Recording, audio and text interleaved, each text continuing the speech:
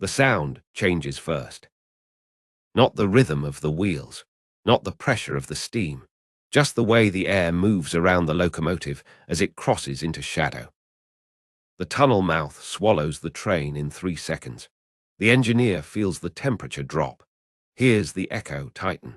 The smoke that normally lifts and disperses begins to press downward, filling the space between iron and stone. He does not reduce speed. The signals were clear. Something is wrong with the walls. The junction lies 11 miles east of the furnaces, where 4 lines converge toward the river crossing. 2 of them share a single bore through the ridge. They have done so for 23 years. The engineer knows this route. He has taken it 40 times in the past year alone. The approach is identical every time. Same gradient, same curve. Same iron marker post at the base of the cutting, 600 yards before the tunnel mouth. This morning, the locomotive is running 14 minutes behind schedule. Not unusual. The morning freight from the quarry often delays passenger service through the junction. But the delay is predictable. The dispatcher accounts for it. The signals reflect it. At 9:47, the train passes the marker post. The fireman checks the water level. The engineer adjusts the regulator and allows the locomotive to settle into the descent toward the tunnel. The grade is gentle, 2% declining. The track curves slightly to the left, then straightens as it enters the cutting. There are 2 tunnel mouths. They are separated by 80 feet of exposed rock face. Both are arched. Both are stone. Both were built in the same year by the same contractor using the same materials. From the approach, they are nearly identical. The left tunnel serves the main line to the river crossing. The right tunnel serves the branch line to the colliery spur. Both are single track. Both emerge on the far side of the ridge, separated by half a mile of forested slope. The switching mechanism lies 300 yards before the tunnels, buried in a shallow cutting where the track divides. It is a manual point, set by a lever in a wooden frame house 20 yards downslope. The lever is operated by a switchman who receives instructions by telegraph from the signal box at the junction. This morning, the switchman received the instruction at 9:42. He moved the lever to the main line position. The point blade shifted beneath the rail, aligning the route toward the left tunnel. The train passes over the switch at 9:48. There is no jolt, no deviation. The wheels follow the rail precisely as they should. The engineer sees the left tunnel mouth ahead. He does not look at the right. There is no reason to. The signals have told him where he is going. The points have been set. The route is open. He guides the locomotive into the tunnel. The darkness is immediate and total. The headlamp throws a weak cone of yellow light that reveals 20 feet of wet stone and nothing more. Behind the locomotive, the carriages disappear into blackness. The sound compresses. The chuff of the cylinders becomes sharper, more metallic. The exhaust no longer disperses into open air. It ricochets off the walls, creating overlapping echoes that distort the rhythm of the engine. The fireman opens the door to check the fire. The light spills briefly into the cab, then vanishes as he closes it again. He does not speak. There is nothing unusual yet, just the familiar discomfort of tunnel running. But the air is different. In most tunnels, the smoke from the locomotive rises toward the roof and flows backward along the ceiling, drawn by the pressure differential created by the train's movement. The cab remains relatively clear. The fireman and engineer can breathe without difficulty. Here, the smoke does not rise. It hangs in the space between the locomotive and the tunnel walls, thickening as the train moves forward.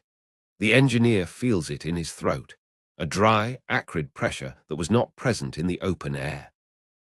He does not reduce speed. Smoke behavior in tunnels is unpredictable. Temperature, humidity, gradient, all of these factors influence how the exhaust disperses.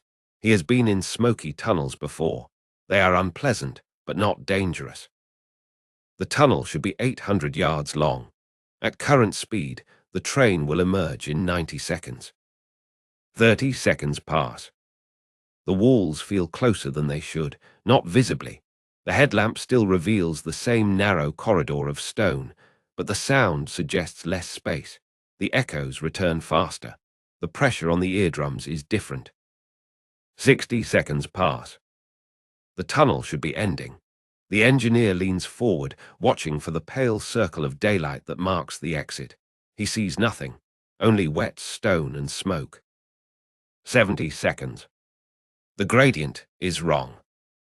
He has not touched the regulator.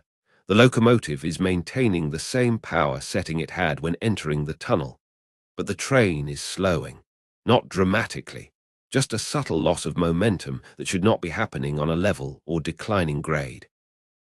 The tunnel is climbing. 90 seconds. No daylight.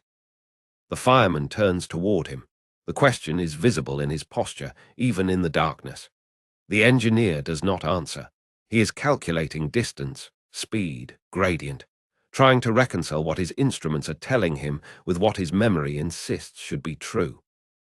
110 seconds. The tunnel does not end. The engineer pulls the whistle cord. The sound is flat and muted, absorbed by the smoke and stone. In an open tunnel, the blast would echo cleanly, reflecting off the walls in a predictable pattern. Here, it dies almost immediately, as if the space is too small to contain it. He knows, then. This is not the main line tunnel. The realization does not arrive as panic. It arrives as a cold, mechanical certainty. The gradient is wrong. The length is wrong. The acoustic properties are wrong. He is not where he thought he was. The branch tunnel to the colliery spur is narrower than the main line tunnel. It was built to a smaller loading gauge, designed for freight wagons and mineral cars. Passenger carriages can physically fit, but with only inches of clearance on either side. The gradient is also different. The main line tunnel descends gently through the ridge, following the natural slope of the land. The branch tunnel climbs, cutting through a higher stratum of rock to reach the colliery yard on the far side. The engineer does not need to see a map to know what this means. The branch tunnel is 1,100 yards long, 30% longer than the main line tunnel, and it ends not at the river crossing, but at a loading yard surrounded by coal hoppers and dead-end sidings. There is no through route. He closes the regulator and applies the brake. The wheels bite against the rails, but the train does not stop quickly. Momentum and grade work against him. The locomotive continues to slow, but it is still moving forward, deeper into the tunnel. The fireman is shouting something. The words are lost in the noise of the engine and the echo of the brake shoes against the wheels. The engineer does not respond. He is focused on the calculation, how much distance remains, how much speed he can shed, whether the tunnel will end before the train does. The smoke is now thick enough to obscure the headlamp. The beam dissolves into a formless glow that reveals nothing. The engineer can no longer see the walls. He can only hear them. The clatter of the wheels, the scrape of metal on stone, the pressure of confined air pushing back against the locomotive. The train is still moving. He cannot reverse. Not here, not in the tunnel. The locomotive has no ability to run backward under power for any significant distance. Even if it could, the carriages behind would resist. The couplings would compress. The brakes on the rear cars would lock. The train would fold in on itself. The only option is forward. The tunnel must end. It must. The darkness becomes absolute. The headlamp is useless now. The smoke has filled every available space, turning the air into a solid mass of heat and vapor. The engineer can feel it on his skin, in his lungs, pressing against the cab like a physical weight. He cannot see the fireman. He can hear him coughing somewhere to his right. The sound is wet and desperate. The train is moving at walking speed now. The brakes are still applied, but the locomotive continues to creep forward, pushed by its own inertia and the weight of the carriages behind. The gradient has leveled slightly, but it is still climbing. Every yard forward requires effort that the train no longer has. The engineer knows the passengers are in darkness. The oil lamps in the carriages are designed for open air, not enclosed spaces.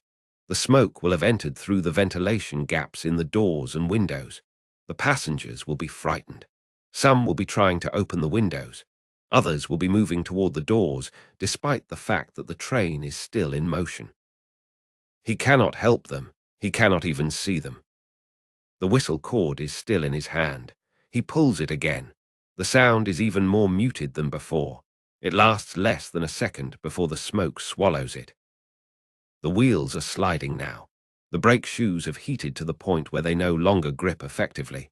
The rails are slick with condensation and soot. The train is not stopping. It is simply slowing incrementally towards some final resting point that the engineer cannot predict. He does not know how much tunnel remains. He does not know what lies at the end. The branch tunnel terminates at a raised platform surrounded by coal wagons and loading ramps. If the train is still moving when it emerges, it will strike whatever is in front of it. If it emerges. The engineer releases the brake. The wheels stop sliding. He opens the regulator slightly, allowing steam back into the cylinders. The locomotive responds, lurching forward with a grinding shudder. The smoke thickens further. The temperature in the cab rises. He cannot stop. He cannot reverse. The only option is to commit, to push through, to reach the far end of the tunnel before the air becomes completely unbreathable. The fireman has stopped coughing. The engineer cannot hear him anymore. He reaches out in the darkness, finds a shoulder, shakes it. There is no response. The train moves forward. The switch was set correctly. This is the critical fact, the one that resists understanding, the one that makes the event feel impossible even as it is happening. At 9:42, the switchman in the frame house received a telegraph instruction from the signal box. The message was clear: main line, left tunnel, river crossing. He moved the lever to the appropriate position. The point blade shifted beneath the rail, aligning the track toward the left tunnel mouth. The train passed over the switch at 9:48. The wheels followed the rail without deviation. The points were correctly set. The train entered the left tunnel. But the left tunnel on this morning was not the main line tunnel. The junction uses a shared switching system designed in the 1860s, when traffic was lighter and schedules less precise. The two tunnels are served by a single switch located 300 yards before the tunnel mouths. The switch can direct trains toward either the left or the right tunnel, but it cannot specify which route the tunnel leads to. Under normal operation, this is not a problem. The left tunnel always serves the main line. The right tunnel always serves the branch. The distinction is maintained by timing and protocol. Main line trains are scheduled to arrive when the left tunnel is clear. Branch trains are scheduled to arrive when the right tunnel is clear. But the tunnels themselves are not fixed in their assignments. They are simply two parallel bores through the same ridge, separated by 80 feet of rock. Either tunnel can carry either route, depending on where the internal junction lies. The internal junction is located 200 yards inside the ridge, where the two tunnels are connected by a short linking passage. This passage allows maintenance crews to move between the bores and provides an emergency exit in case of blockage. It also contains a second switch. This switch is manually operated, like the one outside, but it is not controlled by the signal box. It is set by the tunnel maintenance crew, based on which bore is currently in service for which route. Under normal conditions, the internal switch aligns the left tunnel with the main line exit and the right tunnel with the branch line exit. But the internal switch had been moved. 3 days earlier, a section of the main line tunnel ceiling had developed a crack. Not dangerous, not urgent, but significant enough to require inspection. The maintenance crew had closed the main line route through the left tunnel and redirected it through the right tunnel, using the internal junction to connect the right bore to the main line exit. The branch line was simultaneously rerouted through the left tunnel, connecting it to the colliery spur exit. The external switch still functioned as designed. It still directed trains toward the left or right tunnel mouth, but the internal switch had reversed the meaning of that choice. The telegraph message sent to the switchman at 9:42 said main line. The switchman set the points to the left tunnel. The train entered the left tunnel, but the left tunnel on this morning no longer led to the main line exit. It led to the colliery spur. No signal had failed. No instruction had been ignored. The system had functioned exactly as designed. The train was exactly where it was authorized to be. It was simply not where it was supposed to be. The train emerges into daylight at 9:53. The locomotive breaks through the smoke and into cold morning air. The transition is abrupt. One moment, darkness and heat. The next, pale sky and the sharp smell of coal dust. The engineer does not remember the final seconds in the tunnel. He remembers opening the regulator. He remembers the sound of the wheels on wet rail. He remembers the fireman's silence. The colliery yard is not designed for passenger trains. The platform is a narrow loading dock built for freight wagons. The clearances are minimal. The track curves sharply to the right immediately after the tunnel mouth, descending toward a set of sidings surrounded by coal hoppers. The train is moving too fast to stop. The engineer applies the brake fully, but the wheels lock and slide. The locomotive follows the curve, tilting slightly as the weight shifts. The carriages behind compress against each other, their couplings straining. The train does not derail. It does not strike the coal hoppers. It simply runs out of track, coming to rest at the bumper block at the end of the siding, 20 yards from the loading ramp. The passengers exit in silence. Some are coughing, some are crying. The fireman is carried from the cab by 2 colliery workers. He is breathing but unconscious. The investigation takes 6 weeks. The findings are published in a technical journal read by railway engineers and government inspectors. The summary is 4 pages long. The conclusion is 2 sentences. The system operated within designed parameters.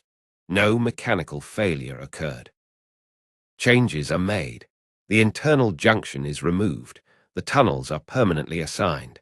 The switching protocol is revised to include visual confirmation of route alignment. Additional signal posts are installed.